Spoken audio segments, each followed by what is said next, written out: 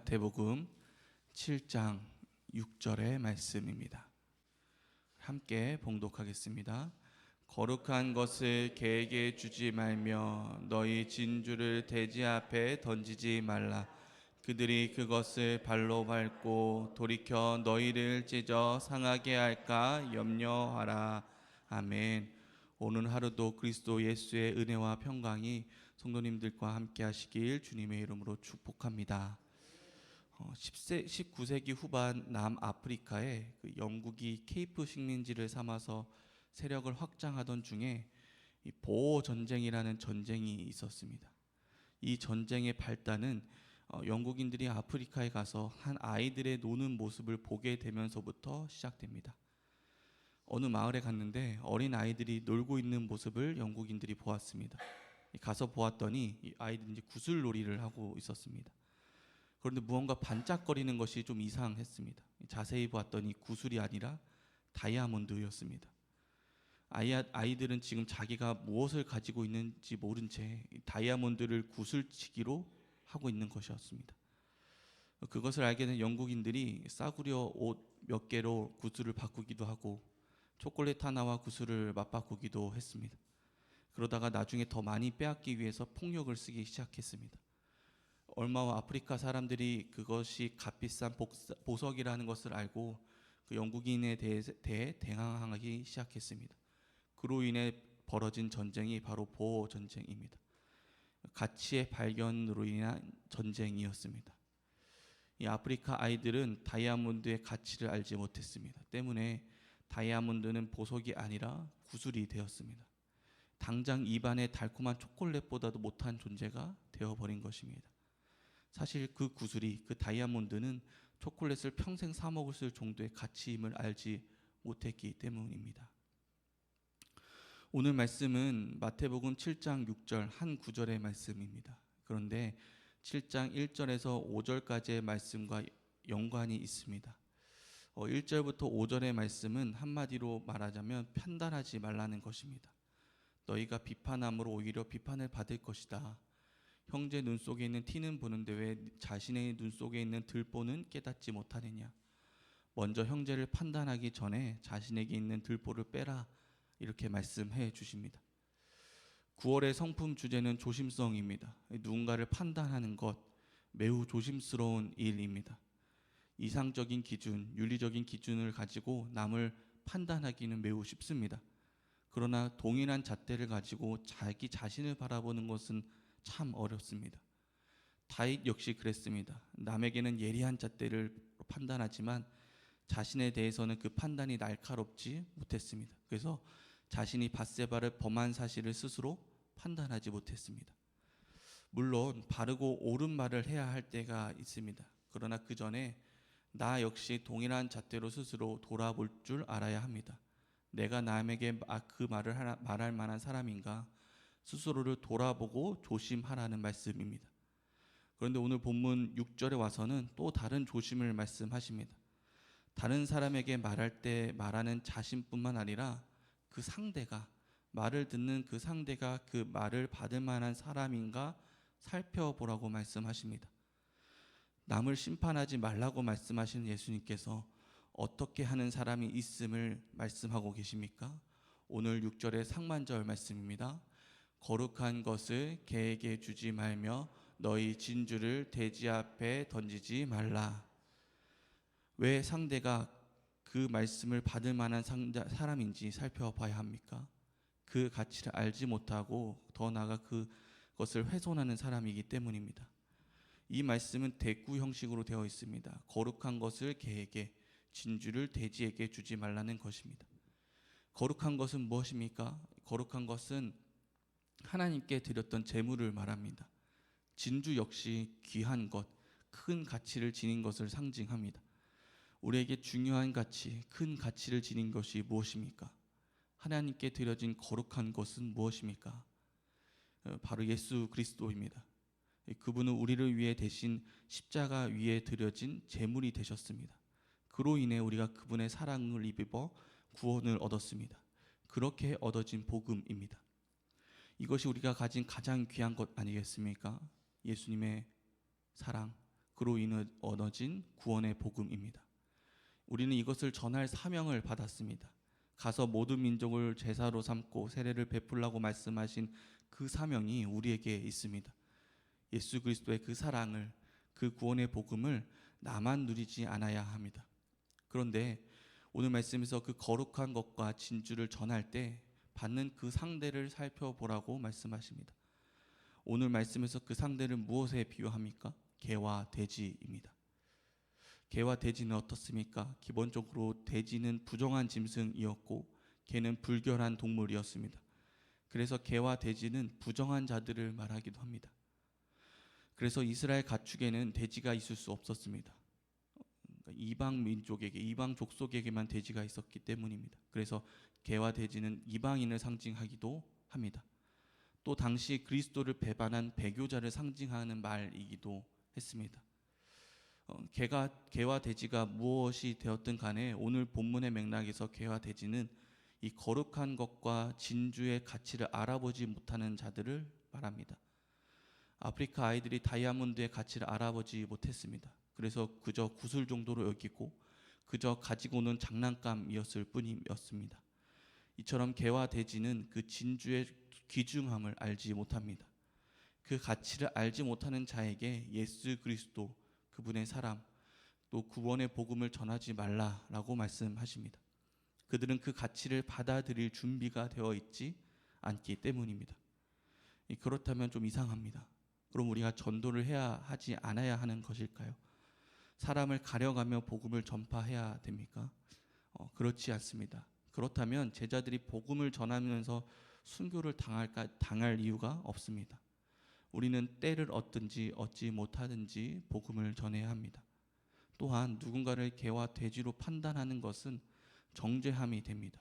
이 또한 본문의 그 앞선 말씀처럼 누군가를 판단하는 일 자체는 우리는 조심스러워해야 합니다. 그렇다면 이 진리를 받아들일 준비가 되지 않은 사람에게 주지 말라고 말씀하신 이유가 무엇입니까? 오늘 본문 6절 하반절의 말씀입니다. 그들이 그것을 발로 밟고 돌이켜 너희를 찢어 상하게 할까 염려하라. 그것은 그들이 거룩한 것을 훼손하기 때문입니다. 우리는 사실 누가 개인지 누가 돼지인지 누가 그 가치를 모르는지 잘 알지 못합니다. 그것을 조심하여 분별하려고 한다면 때로는 우리가 판단하는 사람이 될지도 모르겠습니다. 누가 더 악한지, 누가 복음을 받을 만한 사람이 아닌지를 가리기 위해서 우리는 정죄하고 판단할 수밖에 없습니다. 우리가 조심해야 될 것은 복음입니다. 우리가 가진 진주가 훼손되지 않도록 조심하고 분별해야 하는 것입니다. 우리는 복음을 전해야 합니다. 그러나 그 복음을 받아들이지 않는 사람이 있음을 알아야 합니다. 그리고 그것을 넘어서 그 복음을 훼손하는 사람이 있음도 알아야 합니다. 말씀을 준비하다가 복음을 거부하는 것을 넘어서 무례했던 한 사람이 떠올랐습니다. 제가 이제 막 입대하여 신병대대에 있을 때였습니다. 신병대대에는 위문 예배가 참 많이 옵니다. 그러면 많은 병사들이 참여합니다. 왜냐하면 초코파이나 햄버거를 먹기 위해서입니다. 이는 곧 믿지 않는 청년들이 대부분 참석한다는 뜻입니다. 사실 햄버거 때문에 교회를 나왔을지언정 이 복음을 전하기 얼마나 좋은 상황입니까? 그래서 자매들이 나와서 앞에 율동하며 찬양하고 또 인도하고 복음의 말씀을 또 전하게 됩니다. 근데 그 말씀을 듣는데 그 말씀이 좀 길어졌습니다. 병사들은 화가 나지 않겠습니까? 말씀이 끝나야 햄버거를 받는데 말씀이 자꾸 길어지니까 짜증이 나는 것입니다. 짜증이 날 수 있지만 무례해서는 되지 않는 것이죠. 그때 제 옆에 앉아있던 한 병사가 햄버거를 받기 위해 난 한 병사가 욕을 하는 것을 들었습니다. 목사 땡땡땡 말 땡땡 맞네. 저는 충격을 받았습니다.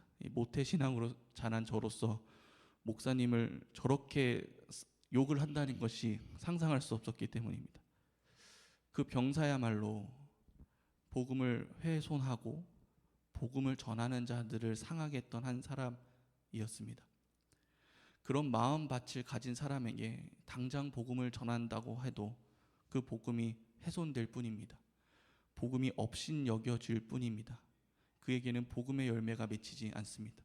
그 마음의 땅이 굳어져 있기 때문입니다. 굳어진 땅에는 씨를 뿌릴 수는 없습니다. 씨앗만 상할 뿐입니다.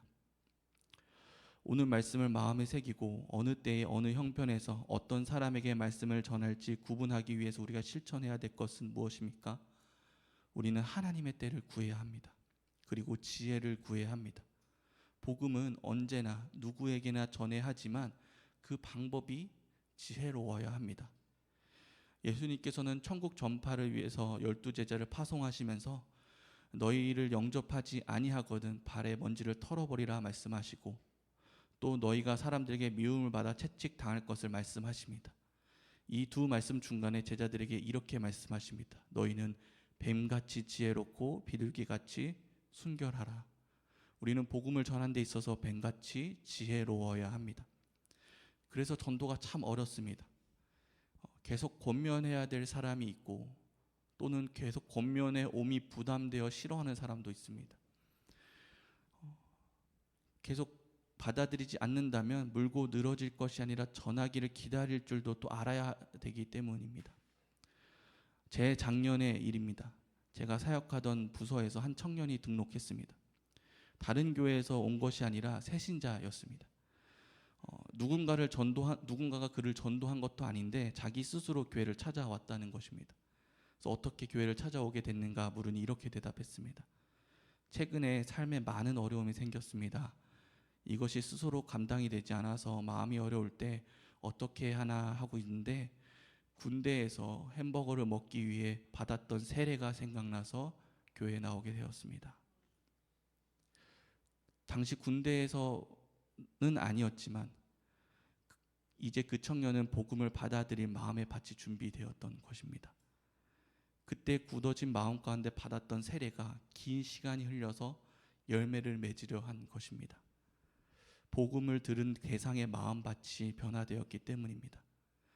저는 앞서 설교가 길다고 목사를 욕한 그 병사가 훗날 하나님께로 인도함 받기를 소망합니다.